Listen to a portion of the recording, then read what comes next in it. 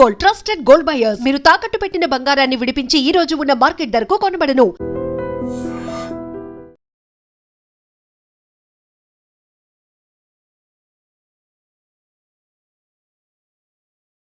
Hello guys, welcome to I dream media. నేను మీ నందు.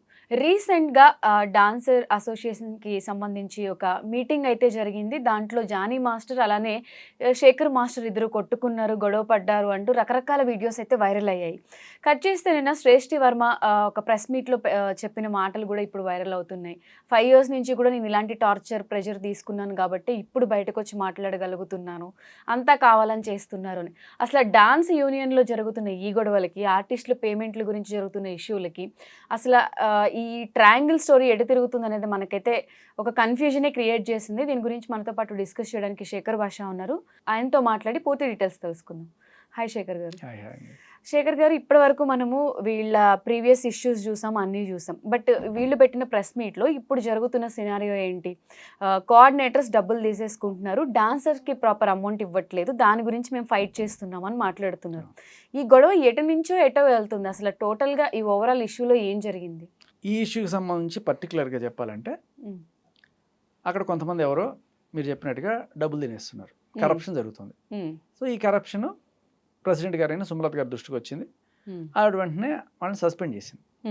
వాళ్ళని సస్పెండ్ చేసిన తర్వాత వాళ్ళ ముఠా ఉంటుంది కదా, ఆ గ్రూప్, వాళ్ళ గ్రూప్ సంబంధించి వాళ్ళు ఏదో రకంగా దీన్ని పెద్ద చేసి ఆ సస్పెన్షన్ వెనక్కి తీసుకునేది చేయాలని వాళ్ళు చేశారు. రాజీనామాలు చేసేస్తాం మేమంతా అని చెప్పి ఒక 8 మందో 10 మందో రాజీనామా చేసేశారు. రాజీనామాలు చేసేసిన తర్వాత ఆ రాజీనామాలు ఆమోదించేశారు. ఇప్పుడు ఈ పోస్టులన్నీ ఖాళీ అయిపోయినాయి కదా, ఏం చేస్తారు? పోస్టులకి కొత్తగా ఎన్నిక చేసుకోవాలి, బై ఎలక్షన్లు పెట్టాలి. అయితే ఇదంతా ఉత్తుత్తి రాజీనామా. వీళ్ళకి నిజంగా రాజీనామా చేసే దమ్ము లేదు. ఊరికే రాజీనామా చేసామని చెప్పి బెదిరించి పబ్బం గడుపుకునే ఇది, ఆ ఉద్దేశం మాత్రమే ఉంది. వీళ్ళు ఏం చేశారు? రాజీనామా చేశారు అని వెంటనే ఆమోదించేటప్పుడు వీళ్ళకి గొంతులో వెలక్కబడినట్టయింది. ఇప్పుడు ఎలా రా బాబు, ఇన్నాళ్ళ నుంచి మనం ఏదో ఈ పోస్ట్లో ఉంటున్నాం, ఇప్పుడు ఇది కూడా లేకపోతే ఎట్లా అని చెప్పి దీన్ని కాపాడుకోవడానికి డ్యామేజ్ కంట్రోల్ మొదలెట్టారు. ఏంటి, ఫిలిం ఫెడరేషన్కి వెళ్ళి లేదు మా రాజీనామాలను ఆమోదించకండి, మేము ఎట్లా ఒకట్లా సర్దుకొని పని చేస్తాం అది అని చెప్పి వాళ్ళు చెప్పుకొచ్చారు. అక్కడ చెప్పుకొస్తే సరే ఈవిడ దగ్గరికి వస్తే మేమేం చేస్తామంటే మేము ఆమోదించేసాము, ఆమోదించేసిన తర్వాత ఇప్పుడు బై ఎలక్షన్లు కూడా పిలుద్దాం అనుకుంటున్నాము, ఈ టైంలో మళ్ళీ వచ్చి మేము చేరతాం అనేటప్పుడు అప్పుడే రాజీనామా చేయకుండా ఉండొచ్చు కదా. ఒకవేళ నిజంగా నీకు అంత దమ్ము ఉంటే మళ్ళీ పోటీ చేసుకెళ్ళు. ఇప్పుడు నువ్వు తీసుకున్న గోతిలో నువ్వే పడ్డావు. ఇప్పుడు నేను రాజీనామా చేసేస్తా అనడం వేరు, చేసేయడం వేరు. చేసేసిన తర్వాత మళ్ళీ వెనక్కి తీసుకోవడం అంటే కాని పని. సరే, జనరల్ బాడీ మీటింగ్ పెట్టారు. ఏం చేద్దాం, వీళ్ళందరూ రాజీనామాలు చేశారు కదా, వీళ్ళు మళ్ళీ తిరిగి తీసుకుందామా, బై ఎలక్షన్కి పోదామా, ఇది దీనికి సంబంధించి ఓటింగ్ పెట్టుకుందాం. Secret voting. సీక్రెట్ ఓటింగ్ అంటే ఏంటంటే మామూలుగా చిన్న సైజ్ గ్రూప్స్లో అందరు బహిరంగంగా చేతులు ఎత్తండి అంటే లెక్క పెట్టేస్తారు. అలా చేతులు ఎత్తడం వల్ల ఇది వీళ్ళందరూ శేఖర్ మాస్టర్ బ్యాచ్, వీళ్ళందరూ బషీర్ మాస్టర్ బ్యాచ్, వీళ్ళందరూ జానీ మాస్టర్ బ్యాచ్ అని చెప్పి అర్థమైపోయి రేపు వీళ్ళు ఛాన్సులు ఇవ్వకుండా ఇట్లా అవుతుంది. అందుకని సీక్రెట్ బ్యాలెట్ పెడతారు, దాంట్లో ఓట్లు వేస్తారు. సో సీక్రెట్ బ్యాలెట్ పెట్టడానికి సీక్రెట్ బ్యాలెట్ ఎందుకు పెడుతున్నారు? అసలు ఈ ఎలక్షన్లు జరపాలా వద్దా అనే దానికి నిర్ణయం తీసుకుందాం అని చెప్పి. అసలు ఇది కూడా పెట్టడానికి లేదు అంటే ఏంటి, మమ్మల్ని మళ్ళీ తీసుకుంటారా బాబు అని చెప్పి పెద్ద ప్రగల్భాలు పలికి మేము రాజీనామా చేసేస్తాం అని చెప్పి తర్వాత మమ్మల్ని ఏదో రకంగా ఉంచుకోండి అని చెప్పి దానికి వాళ్ళు ఒప్పుకోకపోతే ఆ ఫెడరేషన్ దగ్గర ఇంకా రకరకాల చోట్ల మొత్తానికి ఏదో మద్దతు మూట కట్టుకున్నా కూడా కుదరకపోయేసరికి ఫెడరేషన్ నుంచి కూడా ఏదో వచ్చింది. అయినా కూడా ఏమైందంటే లేబర్ ఆఫీసర్ని అప్పటికే పిలిచేశారు. లేబర్ ఆఫీసర్ అంటే గవర్నమెంట్ గెజిటెడ్ ఆఫీసర్ని పిలుస్తారు, ఒక మేబీ ఒక జడ్జి స్థానంలో ఆ రేంజ్ ఆఫీసర్ని ఏమన్నా పిలుస్తారు. సో ఆయన దగ్గర వీళ్ళందరూ వెళ్ళి మేము రాజీనామాలే చేయలేదండి, వీళ్ళంతా ఉత్తుత్తి మాటలు నాటకాలు ఆడుతున్నారండి అని చెప్పి మొదలెట్టారు. అప్పుడు ఏం చేసింది సుమలత గారు, ఆ రాజీనామాల లిస్ట్ తెప్పించింది ఫెడరేషన్ నుంచి. ఇదిగోండి సార్, ఇదిగో వీళ్ళు చేసిన రాజీనామాలు చూడండి. వీళ్ళు ఏమంటారు, వాళ్ళు ఆమోదించాలంటారు. మీరు చేసిన రాజీనామాలు ఎవరికి పెట్టారు? ప్రెసిడెంట్కి పెట్టారు. ప్రెసిడెంట్ ఆమోదించాలి. ప్రెసిడెంట్ ఆమోదించేసింది, అయిపోయింది. సో లేబర్ ఆఫీసర్ చూసారు, ఇది ఫెయిర్గా ఉంది కదా, మేము elections let's go for the elections అన్నారు. రచ్చ చేశారు. ఎందుకు అంత గొడవ?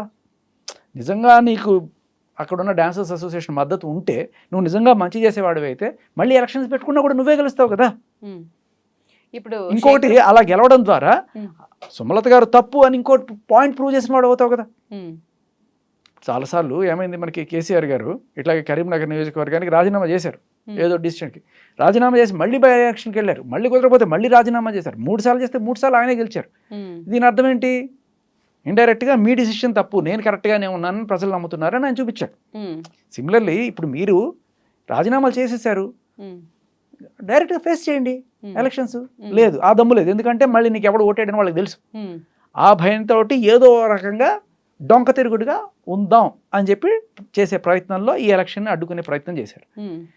ఆ ప్రయత్నం పెద్దదయ్యేటప్పటికి పోలీసులు వచ్చారు. ఎందుకంటే అక్కడ గవర్నమెంట్ ఆఫీసర్ ఇన్వాల్వ్ అయి ఉన్నాడు కాబట్టి ఆయన పిలుస్తారు, పోలీస్ గొడవలు జరగకుండా పిలుస్తారు, ఎలక్షన్స్ సాఫీగా జరగాలని పిలుస్తారు.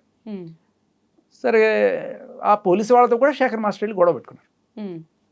ఏంటి ఏంటి చెప్తే, నేను మీ గవర్నమెంట్ ఆఫీసర్ పిలిస్తే వచ్చాను, మీకేం నేను ఆయన పిలిస్తే వచ్చాను, ఆయన చెప్తేనే పోతాను, మీకేం సంబంధం లేదు అని చెప్పి ఆయన పోలీస్ ఆయన ఇంతో మాట్లాడుతున్నాడు. ఈయన పోలీస్ ఆయనతో కూడా గట్టిగా మాట్లాడేటప్పటికి జానీ మాస్టర్ ఏమన్నా సరే పెద్దదయ్యి వీళ్ళని ఏమన్నా పట్టుకుపోతారేమో, పోలీసులు గొడవ పెట్టుకుంటారేమో, కొట్టుకుంటారేమో, పోలీస్ ఆఫీసర్ మీద చేతులు ఎత్తే అది నేరం అవుతుంది కదా.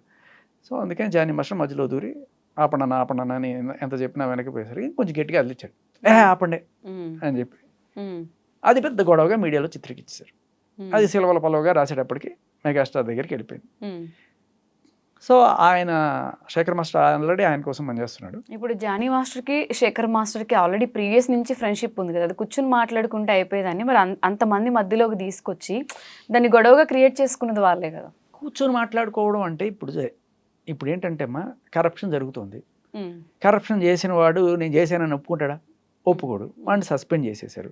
తర్వాత మిగతా వాళ్ళు రాజీనామాలు చేశారు. అక్కడ ఉండేవాళ్ళు ఆ పోయింది, దరిద్రం వదిలిపోయింది, కొత్త వాళ్ళు వస్తారు, మంచి వాళ్ళని తీసుకుందాం అనే ఆశలో ఉన్నారు వాళ్ళు.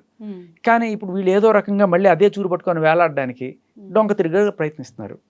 దానికోసం జానీ మాస్టర్ ఏం గొడవ పెట్టుకోవాలా, వీళ్ళు ఆపడానికి కూడా కరప్షన్ జరుగుతుంది అన్నప్పుడు వాళ్ళకి ఎలా సపోర్ట్ చేస్తారు? ఇప్పుడు అది నచ్చక రాజీనామా చేశారు అంటే దానికి కూడా ఒక రీజన్ ఉండే ఉంటుంది కదా. ఆయన పాయింట్ ఆఫ్ వ్యూలో వీళ్ళ సైడ్ ఏమన్నా తప్పు? ఇప్పుడు ఎలా ఉంటుంది అంటే అమ్మా, కాకి పిల్ల కాకి ముద్దన్నట్టుగా మన బ్యాచ్ ఎవరైనా ఉన్నారనుకోండి, లేదు మాస్టర్ మేమేం చేయలేదు మాస్టర్, వాళ్ళు ఊరికే నిందలు ఇస్తున్నారు మాస్టర్ అంటారు. లేదు ఆయనకి తెలిసి అయినా ప్రోత్సహిస్తున్నాడు మనకు తెలియదు. వాట్ ఎవర్ రీజన్, నువ్వు రాజీనామా ఇచ్చేసావయ్యా, తెగదింపులు అయిపోయింది, ఇంక తర్వాత కావాలంటే ఫ్రెష్గా పోటీ చెయ్యి. అసలు నీకు పోస్ట్లోనే ఉండద్దు అనుకోవడం ఒక రకం. రాజీనామా చేయాలంటే ఏంటి, నాకు అసలు ఈ దరిద్రం వద్దు, నేను వెళ్ళిపోతా, ఇంటికి పోతా, నాకు వద్దు వదిలేసేయండి అని చెప్పి రాజీనామా చేయడం ఒక రకం. లేదు నువ్వు తీసుకున్న డిసిషన్ తప్పు ప్రెసిడెంట్, నేను నిరసిస్తున్నాను అందుకని రాజీనామా చేస్తున్నాను అన్నావు అనుకో, సరే ఈ రాజీనామా ఆమోదించిన తర్వాత నువ్వు మళ్ళీ పోటీ చేసి జనాల మెప్పుతో నువ్వు గెలిచావంటే ప్రెసిడెంట్ నిర్ణయం తప్పు అని నువ్వు ప్రూవ్ చేసిన వాడు అవుతావు. మరి పోటీనే చేయకుండా ఏదో మళ్ళీ నా బతుకు ఇంకోసారి రాదు ఈ అవకాశం అని చెప్పి దాన్ని చూరుబట్టుకొని వేలాడుతున్నట్టుగానే ఉంది అక్కడ. దానికోసంగానే ఈ గొడవ అంతా, ఇప్పుడు ఈ ఇష్యూ అంతా ఎలక్షన్ ఆపడం కోసం. ఇప్పుడు చిరంజీవి గారి దగ్గరికి వెళ్ళిన తర్వాత ఏమైంది? చిరంజీవి గారు వీళ్ళిద్దరిని పిలిచారు. అంటే జానీ మాస్టర్ అంటే పెద్దకి చేశారు కాబట్టి రామ్ చరణ్ గారికి బాగా సన్నిహిత్యం ఉంది. ఈయన శేఖర్ మాస్టర్ గారు రైట్ నో చిరంజీవి గారికి చేస్తున్నారు. ఇద్దరిని పిలిచారు. ఇగో మీ ఇద్దరు నాకు 2 కళ్ళు లెక్క, మీరు ఇట్లా గొడవ పడ్డం నాకేం నచ్చలేదు, ఇంత పెద్దవాడిగా నేను చెప్తే మీరు చేస్తారంట. అయ్యో మీరేం చెప్తే అది సార్ అని చెప్పి ఇద్దరు కౌలించుకోండి, అన్నీ మర్చిపోండి, బయటికి వెళ్ళి మన మధ్య ఏం పొరపత్యాలు లేవు అని చెప్పండి, దీన్ని మీరే సరిదిద్దండి అని చెప్తే సరే మాస్టర్, సరే సార్ అని చెప్పి జానీ మాస్టర్ బయటకు వచ్చి ప్రెస్ మీట్ పెట్టారు. ఏం లేవు అని చెప్పారు.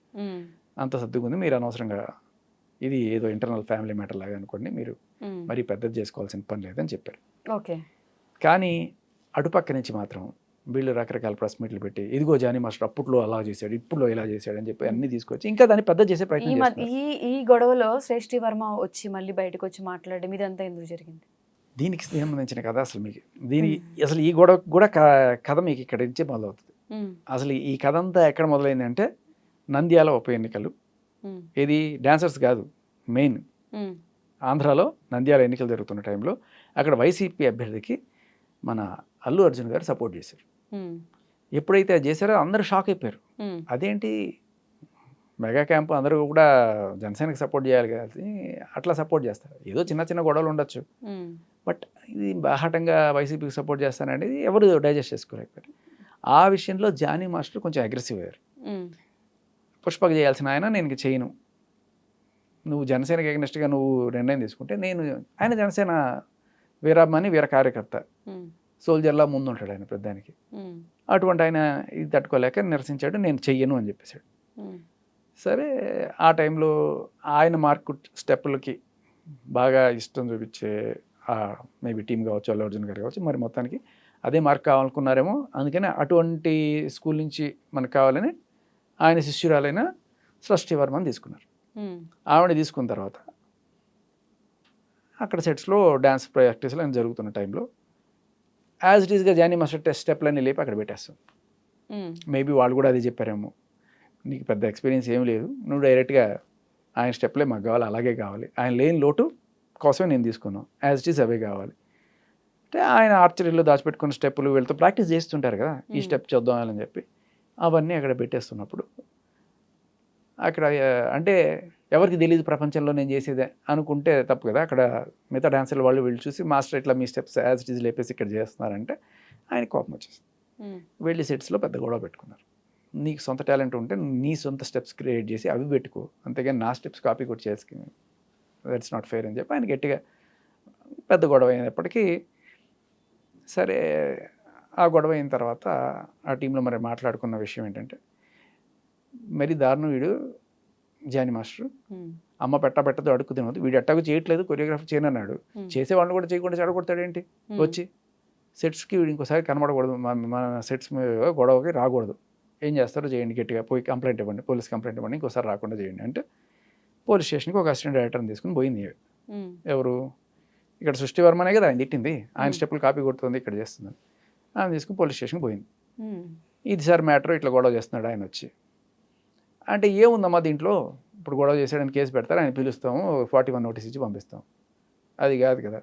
జనరల్గా ఎలా ఉంటుందంటే పోలీస్ స్టేషన్కి ఎవరైనా సరే కేసులు తీసుకెళ్ళినప్పుడు ఇలా రాస్తే కుదరదమ్మా కంప్లైంట్, దీన్ని మార్చి రాయండి, ఇలా రాయండి, ఈ సెక్షన్ పడాలంటే ఇక్కడ ఇది పెట్టండి, అది పెట్టండి అని చెప్పి ఫస్ట్ డే ఇచ్చిన కంప్లైంట్కి 2వ రోజు 3వ రోజుకి ఇట్లా మారిపోయి కంప్లీట్గా 3 రోజుల తర్వాత అసలు ఫస్ట్ ఇచ్చిన కంప్లైంట్ మీరు చూస్తే షాక్ అయిపోతారు. కంప్లైంట్లు మారిపోయినాయి, సెక్షన్లు మారిపోయినాయి, పోక్సోలు వచ్చేసినాయి, అత్యాచారం కేసు ఇప్పుడు 5 ఏళ్ల క్రితం చేసింది కూడా రేప్ కేసు కింద పెట్టేసి ఈ నిరికించడానికి ప్రయత్నించారు. సక్సెస్ అయ్యారు. ఏంటి అంటే న్యాయం ఉన్నా లేకపోయినా కూడా ఆ సెక్షన్స్ బలం పోక్సో అని పెడితే చాలు, ముందు వెనక చూసుకోకుండా తీసుకెళ్ళి ఆయన లోపలేస్తారు. అలా 40 రోజులు జానీ మాస్టర్ని లోపల పెట్టారు. అయినా వాళ్ళకి సరే ఆ టైంలో ఏమైంది, జానీ మాస్టర్కి నేషనల్ అవార్డు వచ్చింది. అంటే తెలుగు ఇండస్ట్రీలో అవార్డు, నేషనల్ అవార్డు వస్తే నాకు ఒక్కడికే రావాలి, ఇంకా వేరే వాళ్ళకి రాకూడదు అని అల్లు అర్జున్ ఏమన్నా అనుకున్నారా? అటువంటి లేకపోతే ఆయన అల్లు అర్జున్ జానీ మాస్టర్ని కాంపిటీషన్గా ఎందుకు అనుకుంటారు అంటే తెలుగు ఆయన అనుకున్నారా లేదా తెలియదు మనకి. ఆయన కోటరియో ఆయన తరపు వాళ్ళు ఎవరో సరే ఖచ్చితంగా ఏదో ఇన్ఫ్లుయెన్స్ చేసి ఆయనకు వచ్చే అవార్డుని ఆపేశారు. ఆయన మీద ఇట్లా కేసు ఉందండి, ఆర్డర్ ఇస్తే అసలు మనకి అబాస్ పాలైపోతామండి, అది ఇది అని చెప్పి ఏదో రాసి మొత్తానికి ఆయన నేషనల్ అవార్డుని కూడా ఆపేశారు.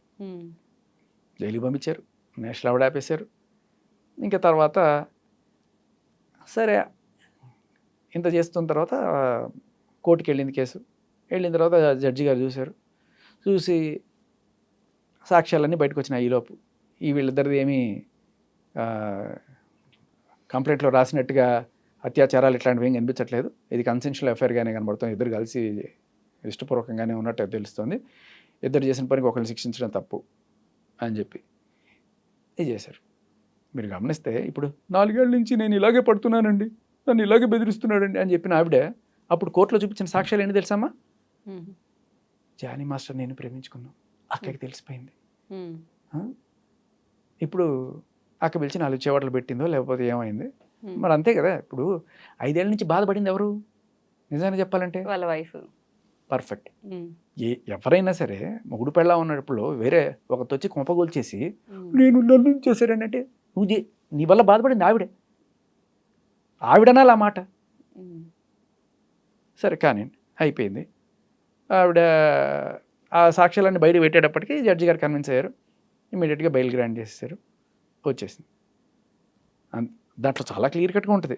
ఈయన ఏడిపించడానికి జే అనే లాకెట్ వేసుకొని ఆయన ఎప్పుడో ఇచ్చింది ఇన్స్టాగ్రామ్లో పోస్టులు పెట్టడం ఇవన్నీ చేస్తుంటే ఆ డ్రైవర్ అడిగాడు, ఏంటి నీకు ఇష్టం లేదు, మీరు విడిపోయారు కదా, విడిపోయిన తర్వాత ఎందుకు ఇట్లాంటి పనులను చేస్తున్నావు, ఆయన పోక్ చేసే విధానం ఎందుకు చేస్తున్నావు అంటే, నేను ఇట్లా చేస్తా, ఆయన చూడాలి, ఆయన చూసి బాధపడాలి, అదే నాకు కావాలి అంటే ఏంటి ఒక శాడిజం అనమాట. ఆ క్లియర్ కట్గా కాల్ వినండి. ఈవిడ చెప్పే మాటలు అందరూ ఎవరైతే ఈ ప్రెస్ వెళ్ళి అడుగుతున్నప్పుడు మీరు ఈ మాటలు వినేళ్ళండి, ఎవరిని టార్చర్ చేశారో మీకు అర్థమవుతుంది. సో అదంతా పెట్టుకొని ఇప్పుడు ఈ ఇష్యూలో మళ్ళీ బయటకు వచ్చి ఇవన్నీ మాట్లాడుతున్నారని చెప్తున్నారు మీరు ఫైనల్. కాదు మీకు అర్థం కావట్లేదు. పాయింట్ ఏంటంటే ఈయన్ని సర్వనాశనం చేయాలి అని మరి ఎవరు కంకణం కట్టుకున్నారు? అక్కడ సుకుమార్ అండ్ టీంలో ఎవరన్నా ఉన్నారా, లేకపోతే అల్లు అర్జున్ గారి టీంలో ఎవరన్నా గట్టిగా ఏయ్ అని చెప్పి గట్టిగా అంటే నేను చెయ్యను అన్న ఒక మాటకి, ఆ సినిమాకి పుష్పకి నేను చెయ్యను అన్న ఒక మాటకి ఇంత కక్ష కట్టి జైలుకు పెట్టి కేసులు పెట్టించి నేషనల్ అవార్డు పోగొట్టించి ఇంకా తర్వాత మళ్ళీ తిరిగి వచ్చిన తర్వాత ఆయనే ప్రెసిడెంట్ కదా, బెయిల్ నుంచి వచ్చిన తర్వాత లేదు ఇప్పుడు ఆయన ప్రెసిడెంట్షిప్ పోగొట్టాలి. ఈ ప్రెసిడెంట్షిప్ పోగొట్టాలంటే ఏం చేయాలి? కోర్టు తీర్పిచ్చినా సరే, అంటే బెయిల్ ఇచ్చింది బట్ బెయిల్లో చాలా క్లియర్ కట్గా రాసింది ఇద్దరు కన్సెన్షనల్ అఫేర్ అని తెలుస్తుందని, లేదు ఏదో ఒకటి చేయాలని చెప్పి పోస్ట్ కమిటీ ఒకటి వేశారు మళ్ళీ వర్క్ ప్లేస్లో హెరాస్మెంట్. నిజంగా చెప్పాలంటే ఆ వర్క్ ప్లేస్ హెరాస్మెంట్ ఆ పర్టికులర్ డాన్స్ అసోసియేషన్ వాళ్ళే పెట్టుకోవాలి, బట్ బయట నుంచి వచ్చేస్తారు. ఝాన్సీ గారికి ఆవిడ వచ్చేస్తారు, ఆవిడ పోస్ట్ కమిటీ మెంబర్. సరే సాక్ష్యాధారాలని పరిశీలించిన పిమ్మట ఆవిడ నిజంగానే ఒక మంచి తీర్పు వెలువడించింది అనుకుందాం. లేదు వర్క్ ప్లేస్లో హెరాస్మెంట్ జరిగిందని మేము నమ్ముతున్నాము, ఈయన ప్రెసిడెంట్షిప్కి తగడు, తీసేయండి ఈయన ప్రెసిడెంట్షిప్ నుంచి అని చెప్పి ఇచ్చారు. నిజంగా నువ్వు జడ్జి అయితే తీర్పు ఇచ్చిన తర్వాత సెలబ్రేట్ చేసుకుంటారా ఏ జడ్జి అయినా? ఆ నెక్స్ట్ రోజు ట్వీట్ పెడుతుంది ఎవరు, ఝాన్సీ గారు, చాలా సంతోషంగా ఉంది నాకు, ఏదో సంథింగ్ వాట్ ఎవర్ పెట్టింది. అంటే ఏంటంటే ఆవిడకి ప్రీమెడిటేటెడ్గా ప్రిజుడీస్గా టార్గెటెడ్గా వచ్చారు అనే విషయం జనాలకు అర్థమవుతుంది. ఏ జడ్జి అమ్మా ఒక తీర్పు ఇచ్చిన తర్వాత బయటకు వచ్చి ఆహా భలే వీడికి అలాగే అయింది అని చెప్పి ఎవరన్నా ఉంటారా అట్లా? సో అక్కడ అదే పనిగా ఈయన తొక్కడానికి, ఈయన ప్రెసిడెంట్షిప్ తీసేయడానికి తీసేశారు. తీసేసిన తర్వాత సరే వాళ్ళ ఆవిడని నించోబెట్టారు, ఆయన సుమలత గారిని నించోబెట్టారు. సరే నిజంగానే జానీ మాస్టర్ అంత నీచుడు క్రూరుడు, అక్కడ ఉన్న డాన్సర్స్ అందరినీ కూడా ఇలా వాడుకుంటున్నాడు అనుకుంటే ఆయన్ని వెనకేసుకొని ఆయన జైల్లో ఉంటే ఆయన ఏదో రకంగా కాపాడుకోవాలనుకున్న వాళ్ళ భార్య ఆవిడ నించున్నప్పుడు, అంటే ఆయన నించున్నట్టుగానే చూడాలి మనం. ఈ డాన్స్ అసోసియేషన్లో ఉన్న వాళ్ళు ఎందుకు గెలిపిస్తారు ఆయన్ని? అంత నీచుడు క్రూరుడు అయితే మళ్ళీ పంపర్ మెజార్టీతో ఆయన గెలిపించుకున్నారు. జీర్ణించుకోలేకపోతున్నారు వీళ్ళు. అంటే ఎంత తొక్కాలనుకున్నా కూడా వీడు ఇంకా పైకి లేస్తూనే ఉన్నాడు.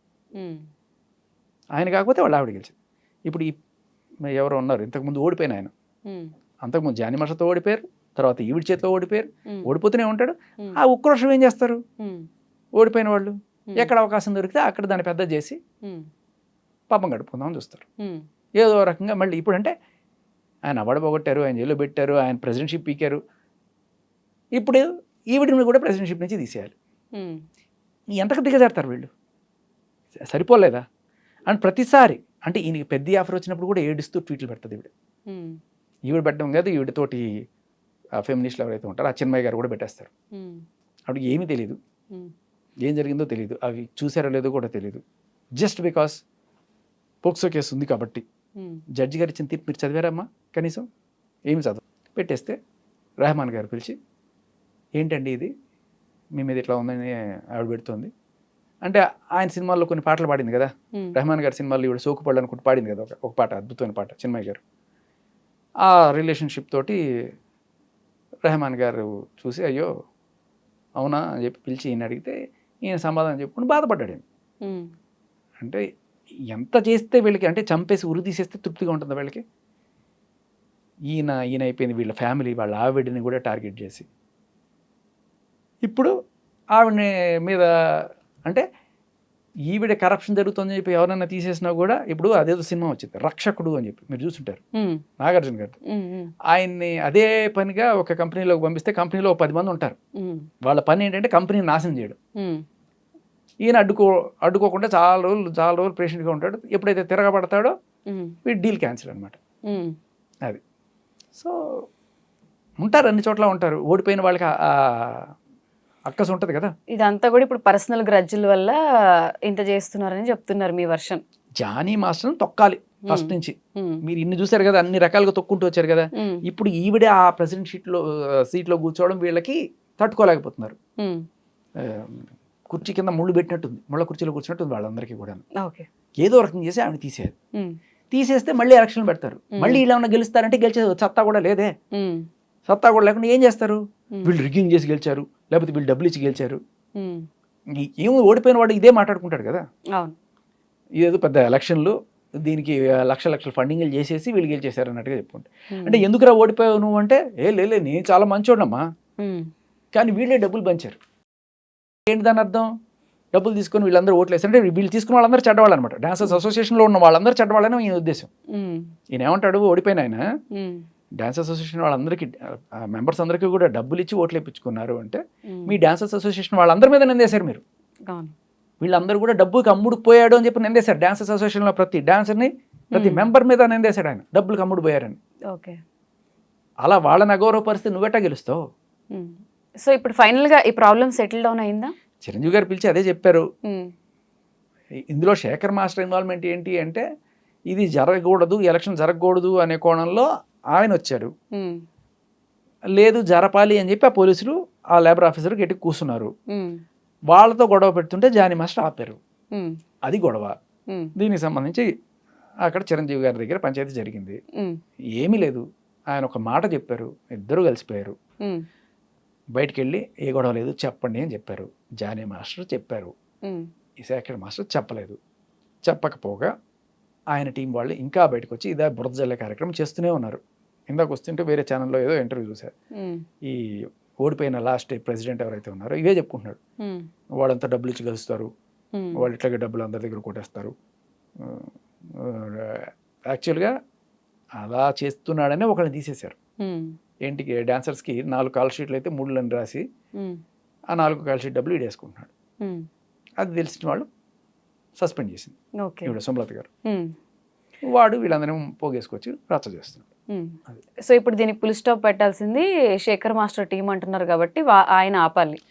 నేను ఫుల్ స్టాప్ పెట్టాలా లేకపోతే మీడియాకి మంచి ఫీడ్ అవుతున్నారని పక్కన పెడితే, చిరంజీవి గారు అంతటి పెద్ద మనిషికి చెప్పినప్పుడు రెస్పెక్ట్ ఇవ్వాలి.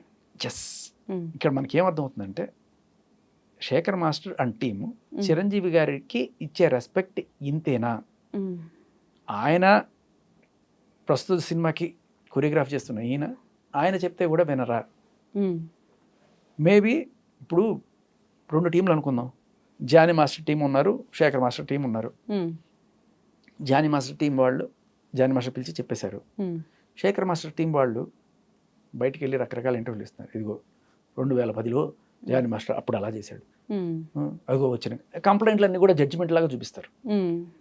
ఇప్పుడు ప్రాబ్లం అది కాదు కదా. అదే అంటున్నా, చిరంజీవి గారు సర్దుకోమని చెప్పిన తర్వాత కూడా వీళ్ళు ఇదే పనిగా చేస్తున్నారంటే వాళ్ళ ప్రాబ్లం ఇది కాదు. వాళ్ళ ప్రాబ్లమ్ జానీ మాస్టర్ కానీ సుమలత గారు కానీ అక్కడి నుంచి తప్పుకోవాలి. అక్కడి నుంచి తప్పుకున్న తర్వాత కూడా వాళ్ళు ఏదో రకంగా వాళ్ళ జీవితకాలం వాళ్ళని వెంటాడుతూనే ఉంటారు. వీళ్ళు చూస్తున్నారు కదా సీక్వెన్స్, ఎన్ని జరిగినా కూడా ఇంక ఇదే చేస్తుంటారు. ప్రతిదానికి వీడు వచ్చేస్తూ ఉంటుంది, నాకు అన్యాయం జరిగిపోయింది. ఆ కాల్ రికార్డ్ వినండి, ఆయన ఇంకా బాధపడాలి, ఇలాగే చేయాలి, అందుకే నేను చేస్తాను అని చెప్పి. సో నిజానికి ఆ 5 ఏళ్ళు ఆవిడ బాధ అనుభవించింది. సో ఏది ఏమైనా కూడా ఇప్పుడు ఇదంతా కూడా పర్సనల్ గ్రజ్లాని, ఇప్పుడు మీరు చెప్పిన పాయింట్స్ అన్నీ చూస్తుంటే కూడా పర్సనల్గానే జరుగుతున్నాయి తప్ప చిరంజీవి గారే ఇంకొక ఫుల్ స్టాప్ పెట్టినప్పుడు మిగతా వాళ్ళు చేసేదంతా మనం హైలైట్ చేసుకోకుండా ఇక్కడతో ఆపేస్తాం. యాక్చువల్గా చిరంజీవి గారు శేఖర్ మాస్టర్నో ఇంకొకరినో కాకుండా అల్లు అర్జున్ గారిని పిలిచి లేకపోతే సుకుమార్ గారిని పిలిచి జానీ మాస్టర్కి అలాయ్ బలాయ్ చేయించేస్తే అయిపోతుంది. చేయవయ్యా, సినిమా చేయి, అల్లు అర్జున్కి ఒక సినిమా చేసి పెట్టు, పోయేదేముంది, ఎందుకు చెయ్యి అని చెప్పానండి, అయిపోయి. నువ్వు కూడా ఏంటి ఏదో ఎవడో ఫ్యాన్స్ ఏదో గట్టిగా అరిచారని చెప్పి ఏది ఆయన ఆడియో మీటింగ్లో జై పవర్ స్టార్ అని చెప్పి అరుస్తారు. ఇది ప్రతి ఆడియో మీటింగ్లో అరిచేవాళ్ళే వీళ్ళు. వాళ్ళు చేసిన దానికి పవన్ కళ్యాణ్ అనుకుంటే ఎట్లా? అవును. సో నిజం చెప్పాలంటే చిరంజీవి గారు అల్లు అర్జున్ గారితో మాట్లాడి షార్ట్ అవుట్ చేయొచ్చు అని అంటారు. అంతే. ఓకే, ఇప్పుడు ఇది మీరు చెప్తున్నదా లేకపోతే మాస్టర్ కూడా ఇదే ఎక్స్పెక్ట్ లేదు చేస్తున్నారు? నేను చెప్తున్నా, ఎందుకంటే కాజ్ ఎక్కడో ఉంటే మీరు ఇక్కడ రూట్ లెవెల్లో మంది ఎక్కడ కాజ్ ఉంటే ఎక్కడి నుంచి స్టార్ట్ అయింది ఇదంతా. ఆయన పుష్ప సినిమాకి కొరియోగ్రఫీ చెయ్యను అని తప్పుకున్న తర్వాత కదా మొదలైంది. అప్పటి నుంచి వెంటాడుతూనే ఉన్నారు కదా. అవార్డు బీకిచ్చారు, జైల్లో పెట్టారు, ప్రెసిడెంట్షిప్ దిగిచ్చారు, ఇన్ని చేపిస్తారు, పోతూనే ఆపరా మీరు, ఆపండి. సో మీరు అన్నట్టు నిజంగా రూట్ కాజ్ అదే అయితే ఇప్పుడు ఆ టీం వాళ్ళు కూడా సొల్యూషన్ ఇవ్వాలి అని చెప్పి ట్రై చేస్తారు. అదే అంటే ఇప్పుడు ఇంకొకటి అక్కడే 2 క్యాంపులుగా విడిపోయారు అన్నట్టుగానే అందరికీ ఓపెన్ సీక్రెట్ ఇది. ఇప్పుడు రామ్ చరణ్ గారు అండ్ టీం వీళ్ళందరూ కూడా చిరంజీవి క్యాంపు, ఈయన సపరేట్ క్యాంప్ అనుకున్నారు అల్లు అర్జున్.